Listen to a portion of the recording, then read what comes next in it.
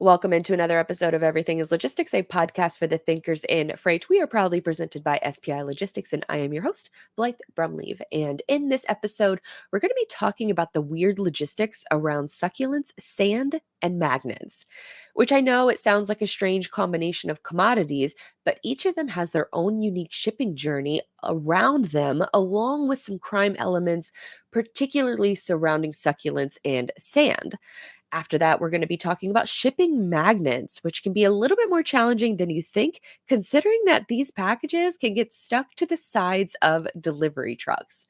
So let's kick things off with the logistics of succulents and how rare species are being smuggled all across the world. Have you ever heard of the phrase succulent smuggling? Let me break it down for you. Now, over the last handful of years, the plant market has exploded, especially as millennials are getting a little bit older and delaying having kids. And because they're delaying having kids, they're getting more pets and they're buying more plants. Now, because of this sort of explosion in demand, it really happened during COVID when a lot of people were looking for some kind of thing to take care of. We as humans need, some kind of a biological need to take care of something. And that's where the plant market really exploded, leading to succulent smuggling. Now, because of the insane demand of all of these different growers, they are finding it very difficult to keep in stock the trendy plants that you see on social media. And so what happens, and what was documented in this documentary Plant Heist about a year ago, is this growing issue that's happening over on the West Coast, specifically in California. Now, this plant here is called the Dudleya, and obviously it's really pretty, but it's also really in high demand, especially in East Asian countries. And so what's happening is that the demand is so high that travelers are coming over, they're coming to the state of California, they're renting a car, and they are driving down the state in order to find this plant that grows on the mountainsides, and they're filling up backpacks, and then they are taking those plants and they are shipping them back over to several different countries over in East Asia, Croatia, some other countries included. But because of the nature of succulents, they don't need a lot of sunlight, they don't need a lot of water, they make it super ideal for plant smuggling, and that's what's happening with a lot of these different Dudleya plants. Here's an image from the documentary that shows, somebody actually getting caught by one of the 400 game wardens that are around the state of California. But there's only 400, and that's a lot of area to comb through. So the game wardens really rely on tips coming from the public in order to find these plant smugglers, because it's rising in value. Some of these plant markets have exploded into multi-million-dollar markets. Just one of these plants, now you're seeing several plants in this photo, but just one of these can go for as much as $700. Now, because of the release of this documentary, the Dudleya specific smuggling has actually gone downhill, but the UN says that this is a global issue, and anywhere from 300 to 500 plants can be found online for sale right now on Amazon, eBay, and all of these different websites. So it's really, really important to, if you're going to be buying plants online, to first find out if it fits within the biodiversity of the area of the country where you're actually going to be growing this plant and caring for it. I thought this was a really fascinating look into the overall just sort of plant supply chain. So if you want to see more from this, just go to YouTube and search for Plant Heist. All right, if that story wasn't fascinating enough, let's talk about the logistics of sand, which you might be thinking, who cares? But a particular kind of sand is essential in creating concrete. And you can't get the sand from anywhere. The sand that makes up concrete is a specific kind of beach sand. You can't just go to Death Valley or the Sahara Desert to get sand in order to make concrete. It has to be a particularly kind of beach sand, and it's being smuggled to the highest buyers on trucks and barges in the middle of the night. So let's take a listen. In 2008, a beach in Jamaica was stolen.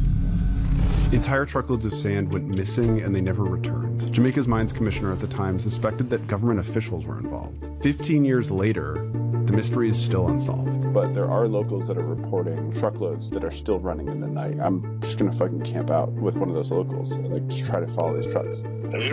Hello, have you heard of Coral Springs Beach? Yep.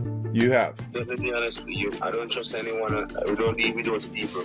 Sorry, what people? The feminine people, we don't deal with them. He just hung up. Anyways, here's what we know. The stolen beach wasn't a tourist spot. These locals say that sand theft happens frequently, just not this much of it. It's not just Jamaica. Around the world, sand is going missing. Indonesia even started losing some of their entire islands. Using excavators and trucks, the sand was worth about $1 million, which leaves the question, where do you hide hundreds of tons of sand? Are you in freight sales with a book of business looking for a new home? Or perhaps you're a freight agent in need of a better partnership. These are the kinds of conversations we're exploring in our podcast interview series called The Freight Agent Trenches, sponsored by SPI Logistics. Now, I can tell you all day that SPI is one of the most successful logistics firms in North America who helps their agents with back office operations such as admin, finance, IT, and sales, but I would much rather you hear it directly from SPI's freight agents themselves. And what better way to do that than by listening to the experienced freight agents tell their stories behind the how and the why they joined SPI. Hit the freight agent link in our show notes to listen to these conversations, or if you're ready to make the jump, visit spi3pl.com. Pretty crazy, right? Yeah. Wow. I wonder, like, just so I many... feel like this deserves an entire like deep dive, and credit to this this YouTuber Chuppel. You can find the full documentary over on their YouTube channel, CHUPPL. But they highlight the difficulties behind even policing this. That it's almost like criminals are coming in the middle of the night, and you have to make concrete. You have to have a specific kind of sand. And only certain beaches have access to this sand. It's not like you can go to like the desert and get that sand and that's suitable to make concrete and to use it in all of our building materials and things like that. So I thought that was really, really fascinating. So if you want to check out more, go to YouTube and look up the channel Chuppel. They have about a 10-minute long video that goes into this a little bit more in depth. But it's crazy that this isn't, I guess, being talked about more. Yeah, you know, I'm like kind of looking at articles about it right now too. It's insane. Yeah. Like, what do you just come in the middle of the night and you steal it off the beach? It's crazy. I mean, you know, that's basically what they're saying. Yeah, it's interesting. I know someone who like bought a bunch of land they built a house on it, but the real reason they bought the land was because something about like the gravel underneath could be used, or like the gravel underneath will slowly become sand that could be used in the future. So it's like they basically bought this land to sell it. Like they're like, whenever I basically run out of money, I'm just going to sell another acre and sell another acre to like construction companies. And it's like, it's fascinating. This is why I love logistics. Cause it's like people say, right? Like, how do you even find enough stuff to make content? It's like, that's incredible. Now I'm going to be doing a bunch of research on it too, because now it just makes me wonder, like how many concrete companies out there having to make like some special calls in a closet somewhere to like get their sand supply. Do y'all have gate gas stations? Yeah. Do y'all have gate gas stations? No, we don't. No. Well, I think they're primarily based in the Southeast, but everywhere around town you can see gate gas stations. Yeah. But I was talking to an IT professional who works on like their servers and things like that, and he said no, they're actual. It's not gas where they make all their money. They actually make all their money from concrete by being the concrete supplier to all of these different companies. So it's like a whole like supply chain, like the logistics of getting the sand, stealing it, using trucks to steal it from a beach, putting it on a ship and ferrying it to, either maliciously or, business wise. Somehow they're, getting a hold of this sand anyways. But, it was a great a great little like mini documentary. So Chuppel is the name. I'll link to it in the show notes. And lastly, we've got one of my favorite source to porch stories, and that's around the logistics of magnets. Whether small or large, magnets have the specific shipping requirements to help them reach their final destination without being stuck to the side of a delivery truck or messing up communications on a plane. So let's have a listen. I am kind of a nerd about magnets. I love magnets ever since I was a kid. I just thought the way that they work is so interesting because you can take the sides of it. I just vividly remember being a little kid and trying to, push the magnets Yeah, together yeah, and you feel that force against it. I'm like, what's happening It's here? magic. How is that created? And so I thought to myself the other day, I said, how the hell are magnets made? And just I would play a clip about it, but Ooh. it's essentially the, electrons, basically electrons. No, I'm just going to play the clip. Let's just play this because it needs to be played. Let's do this. Here we go. How the do magnets work? Einstein showed us that if something is moving in your point of view, it looks shorter in the direction of movement. Where there is an electric current, to us, the moving negative electrons look like they balance out the stationary positive nuclei. But in the electron's point of view, the positive nuclei are moving and therefore closer together. Negative and positive charges attract. So an electron moving outside of the wire can be attracted to the higher density of positive charge. In some materials like fridge magnets, the atoms act like small loops of current. If these loops are all in the same direction, they add up outside and cancel out inside. You're left with an effective current on the surface of the magnet that makes a magnetic field that can attract things containing movable charges like metals.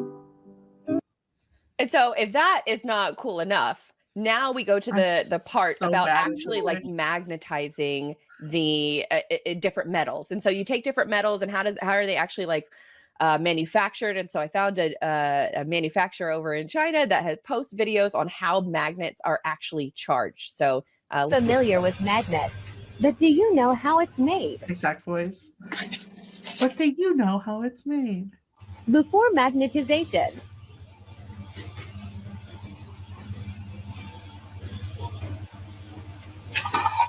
What?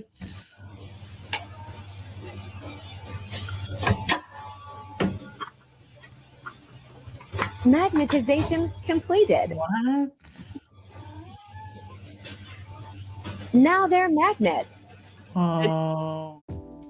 brokering success demands a battle-ready strategy. TIE TMS equips freight brokers with the ultimate battle station for conquering a tough market.